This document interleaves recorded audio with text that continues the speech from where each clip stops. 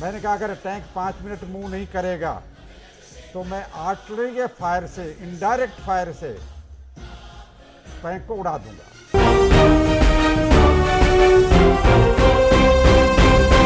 और जब उन टैंकों को हम देख रहे थे तो जो टैंक की बैरल हमारी तरफ पॉइंट कर रही थी, मैं बार बार उस पर नज़र ले जाता था। और जैसे ही मैंने देखा कि एक बार जब मैं नज़र उस पर गई तो उस पर से फ्लैश निकला। जब मैंने फ्लैश निकला समझ गया कि अभी इससे गोला निकल चुका है।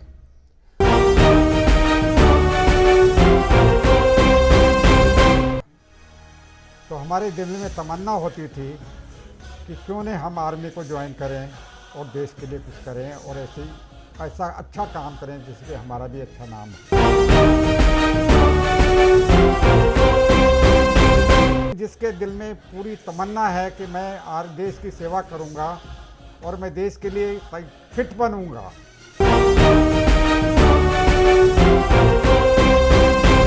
मेरी ड्यूटी थी वो देश सेवा में लगी हुई थी और दिल भी देश सेवा में लगा हुआ था, तो दूसरी चीज सोचने का मेरे पास समय ही नहीं था। हे मेरे वतन के लोगों, वो सबसे ज़्यादा एक हमारे अंदर जो है एक बहुत ही बड़ी प्रेरणा पैदा करता है।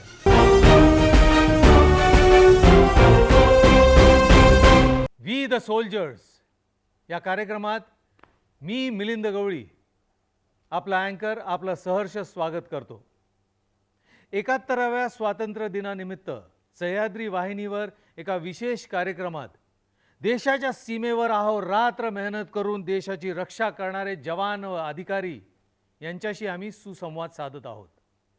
याच शृंखलेत आपण भेटणार आहोत लष्कराचे निवृत्त अधिकारी लेफ्टनंट कर्नल दाताराम।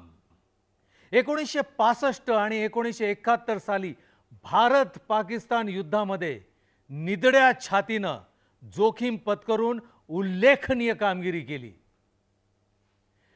सीमेवर तैनात असताना जवळ अनेक बॉम्ब फुटत होते, जवळपास गोळ्यांचा वर्षाव होत होता, पण ते डगमगले नाहीत।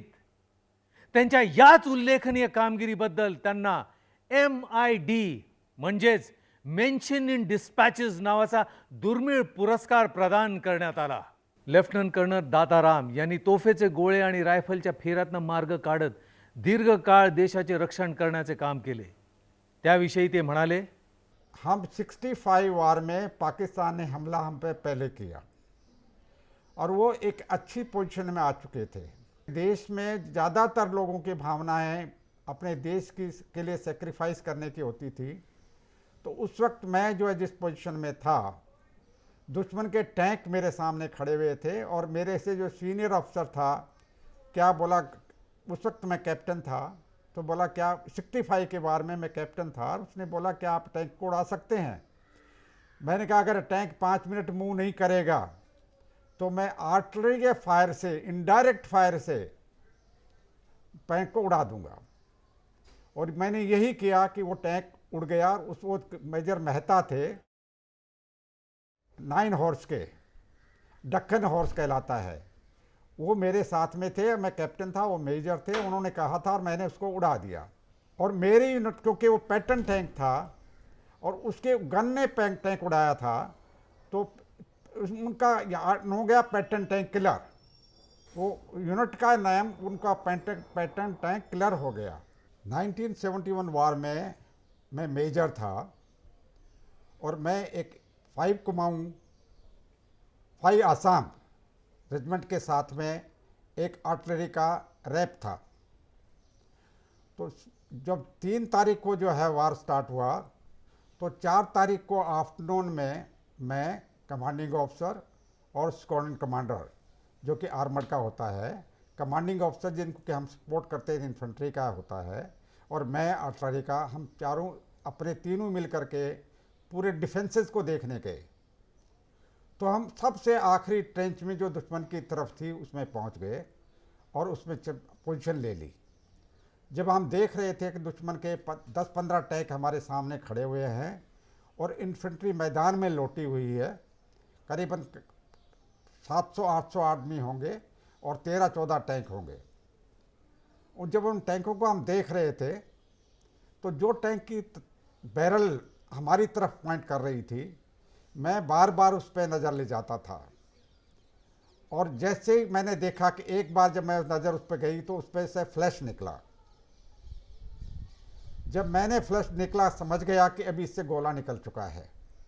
तो दोनों एक लेफ्ट में मेरे कर्नल खड़े हुए थे, राइट में मेरे मेजर जो है स्क्वाड्रन कमांडर थे वो राइट में खड़े हुए थे। दोनों को लेकर के मैं ट्रेंच में गिर गया और वो गोला सिर्फ आकर के हमारे ट्रेंच के बिल्कुल ऊपर लगा और बहुत मिट्टी हमारे ऊपर सब पे आई। उसके बाद में हम उसको झटका करके उठा करके फिर हम दोबारा खड़े हुए, दोबारा पोजीशन देखने लग गए कि पोजीशन कैसी है। तो उसमें देखा थोड़ी देर के बाद में उसने एक और फ्लैश नज़र आया, तो दोबारा भी मुझे वही कार्रवाई करनी पड़ी। उन दोनों को लेकर के नीचे गिर गया। से बात करने लगा कि अभी दुश्मन का हमारे ऊपर अटैक हो सकता है, क्योंकि दुश्मन के टैंक खड़े हैं, इन्फेंट्री है, हो सकता है, नहीं भी हो वो बात नहीं कह सकते, लेकिन ऐसा लगता है। तो मैंने कहा साहब हमारे पास मिसाइल पैक हैं, वो मुझे 4-5 मिसाइल भेज दीजिए। तो उस दौरान में क्योंकि उनको पीछे जाना है, पीछे से मिसाइल आनी है, तो काफ़ी टाइम लगेगा। अभी मैं एक स्क्वाड्रन कमांडर, जो स्क्वाड्रन हमारे पीछे खड़ा हुआ था, टैंक जो पीछे खड़े हुए थे उनके पास में गया।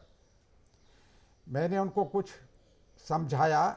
उसके बाद वो धीरे धीरे धीरे धीरे धीरे धीरे कर करके टैंक जो है अपनी पोजीशन में आके लग गया और उसने एक गोला फायर किया।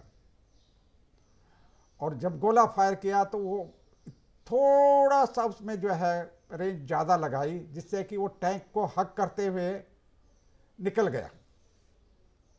और क्योंकि सामने सरकंडा था जिसकी छत थैच ट्रूप बनती हैं, उसमें आग लग गई, वो विड्रॉ कर गया। इतनी देर में जो है मिसाइल वाला आ गया और टैंक 1200-1500 के फासले पे खड़े हुए थे। ख़त्म हो टेल में आग लग गई। और ये देखते हुए कि अभी टैंक से पहले टैंक ने फायर किया था, अभी मिसाइल फायर हो गई, उससे पहले आरसीएल फायर हुई, वो टैंक वहाँ धीरे धीरे धीरे विड्रॉ कर गए। हमारी नेबरिंग जो बटालियन जो है सिखों की थी और रात को उन्होंने उनके ऊपर अटैक किया, उसका एक पोर्शन हमारे ऊपर भी आया। तो ऐसी सिच्युएशन बहुत आती है। तुमच्या कानावर माँ हा शब्द पडल्यानंतर तुमच्या डोळ्यासमोर कोणती व्यक्तिरेखा उभी राहते असे विचारले असतात ते गहिवरले। जब माँ का शब्द आता है तो एक प्रतिमा सी मेरे दिमाग में आ जाती है और एक मेरी माँ मुझे असलियत में नज़र आने लगती है और दिल में एक बहुत बड़ा प्यार और बहुत अच्छा लगता है जब माँ को देखते हैं। तो आपल्याला सैन्यात दाखल व्हायची स्फूर्ती कोणापासून मिळाली? तुम्हाला लहानपणापासूनच त्याची ओढ होती का दुसरंच काही कारण होतं?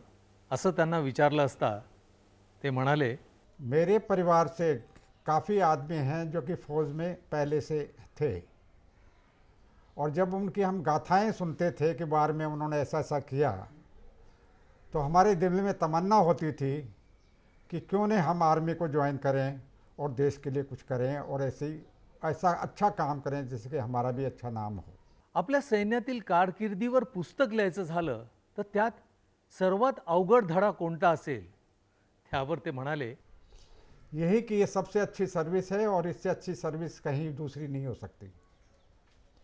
और इसमें आदमी को जो है, जो असलियत आदमी की है वो बाहर आ जाती है और वो ऐसे समय पर बाहर आती है जबकि उसकी बहुत ही अत्यंत आवश्यकता होती है।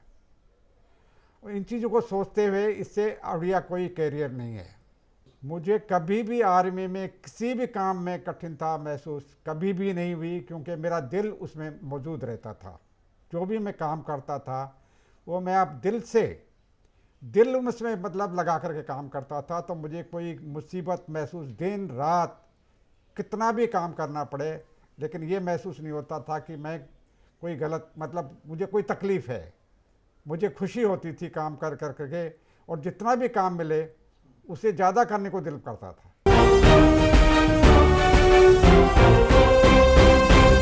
आपल्या सैन्यातील कारकिर्दीकडे मागे वळून पाहताना प्रशिक्षणाचा काळ आठवतो का, यावर ते म्हणाले, ट्रेनिंग पीरियड जो आर्मी का सबसे सख्त पीरियड होता है, उसमें इतना अधिक, जिससे कि एक नॉर्मल आदमी अगर उसमें लगन नहीं है तो घबरा जाता है, लेकिन जिसके दिल में पूरी तमन्ना है कि मैं देश की सेवा करूंगा और मैं देश के लिए फिट बनूंगा, तो उसको कोई महसूस नहीं होती। यहाँ तक कि वो रात को 12 बजे सोने देते हैं शुरू में, और सुबह 4 बजे फिर आपको उठा लेते हैं। तो जिस पोजीशन से आप बैठे हैं या लेटे हैं, उसी पोजीशन में आप अपने आप को सोए पाएंगे। करवट लेने तक का आपको टाइम नहीं मिलता। बर्फाळ प्रदेश किंवा उंच पर्वतांच्या रांगा तिथे काम करण्यापेक्षा इथली परिस्थिती सोयीस्कर नाही का?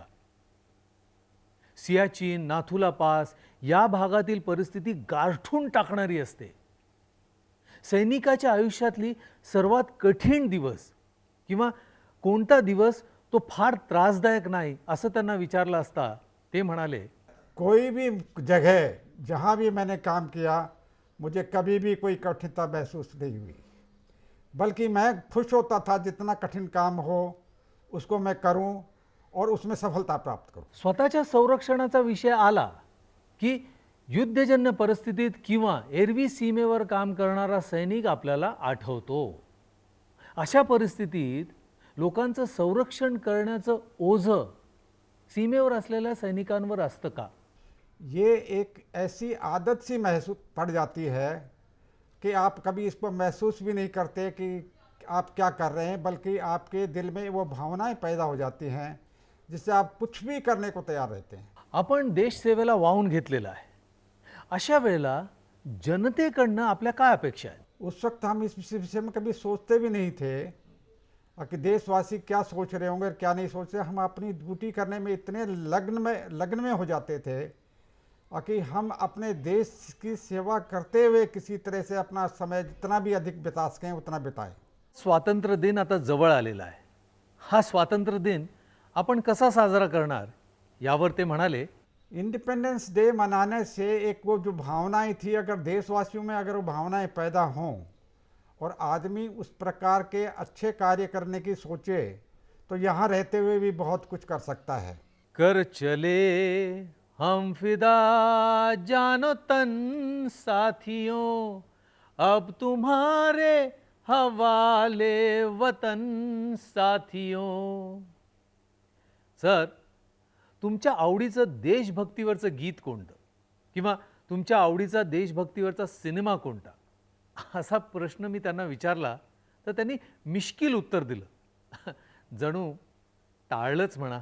आई am not fond of songs. ए मेरे वतन के लोगों, वो सबसे ज़्यादा एक हमारे अंदर जो है एक बहुत ही बड़ी प्रेरणा पैदा करता है, और उससे बेस्ट गाना मुझे कोई दूसरा नहीं लगता। मुझे फिल्मों का ध्यान नहीं है, मैं इंटरेस्टेड भी नहीं हूँ ज़्यादा फिल्मों में, लेकिन क्योंकि वो भावना वो हमसे जुड़ा हुआ है, हमारी दिनचर्या से जुड़ा हुआ है, इसलिए वो हमें बहुत ही प्रिय और भावनात्मक, उससे भावना पैदा होती है, अच्छी भावनाएं पैदा होती हैं। शहरामध्ये एखादा पदार्थ खावासा वाटला तर एक फोन कॉल केला तर तो हजर होतो.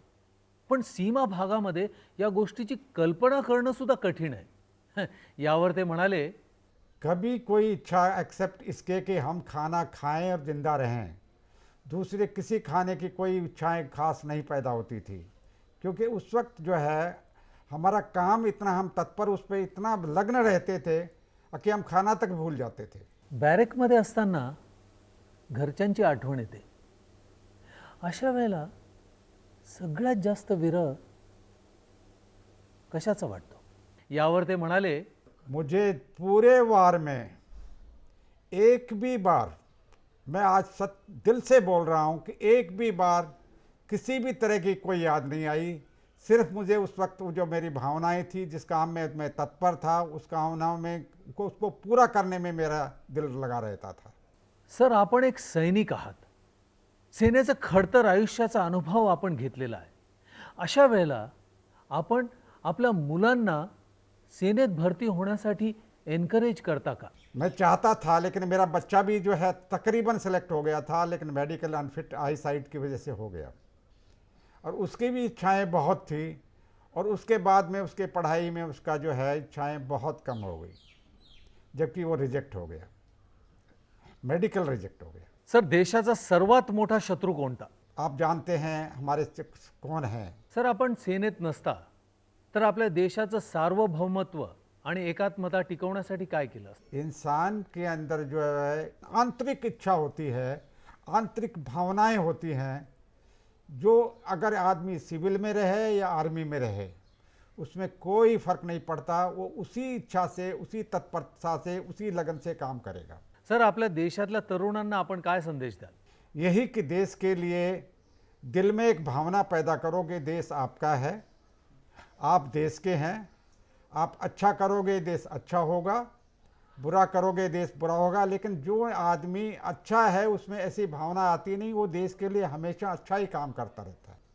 और कि देश को ऊंचा ले जाने के लिए अगर किसी आदमी को सेक्रीफाइस भी करना पड़े तो उसे हिचकना नहीं चाहिए।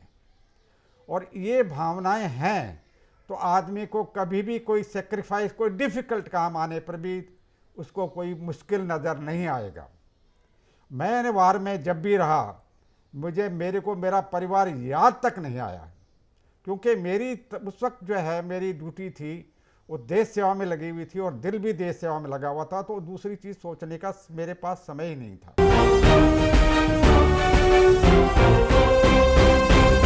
लेफ्टनंट कर्नल दाताराम सारखे धाडसी अधिकारी आणि शूर सैनिक सीमेवर तैनात आहेत म्हणून आपला देश सुरक्षित आहे। आपल्यासाठी प्राणपणाला लावणारे सैनिकांचे अनुभव जाणून घेणे हे आपलं कर्तव्य आहे। अशा कार्यक्रमांमुळे भावी पिढीला प्रोत्साहन मिळतं। सर्व दलातल्या बहादूर जवानांना लाख लाख प्रणाम।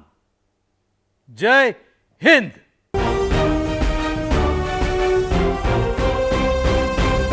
हमारे देश में जो सैनिक हैं वो हमारे लिए इतना सब कुछ करते हैं, तभी हम लोग इधर अच्छे से रह पा रहे हैं। अगर वो ना हो तो हमें कैसे रह पाएंगे। मीन्स हमारा भी कुछ फ़र्ज़ बनता है कि हम भी यहाँ कुछ करें, हमारे देश के लिए कुछ अलग करें। वो उधर उतना मेहनत कर रहे हैं, हमारी रक्षा कर रहे हैं, बॉर्डर पे खड़े रह के दिन रात उधर खड़े हैं, और हम इधर इसलिए आराम से जी पा रहे हैं अपनी ज़िंदगी, अपना लाइफ, डेली रूटीन अपना इतना आराम से चल रहा है। उनके लिए हमारा भी फ़र्ज़ बनता है कि घर से कोई तो कोई बॉर्डर में या सोल्जर में, मिलिट्री में जॉइंट होए।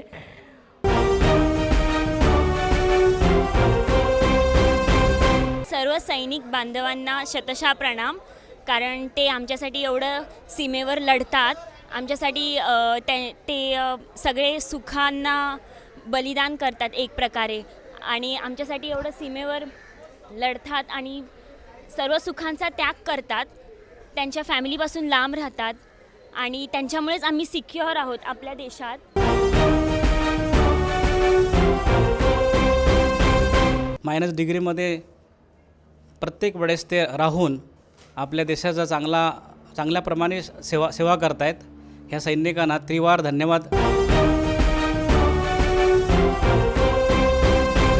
मुझे बहुत गर्व महसूस होता है कि मैं एक भारतीय हूँ।